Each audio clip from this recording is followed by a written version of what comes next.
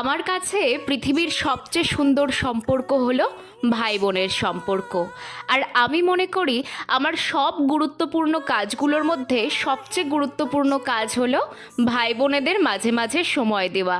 জানো, ঋষি আমার কাকাতো ভাই, কিন্তু ও আমার এতই কাছের যে নিজের ভাইয়ের থেকেও অনেক বেশি। আজকে আমাকে এমন এমন প্রশ্নের উত্তর দিতে হয়েছে যে আমি পুরোপুরি নাজেহাল। যেমন ধরো, মোমো, এটিএম থেকে টাকা কেন বেরোয়? আচ্ছা, শপিং মলে জামাগুলো কে ঝুলিয়ে রেখেছে? চুরি হয়ে যায় না রাত্রিবেলা?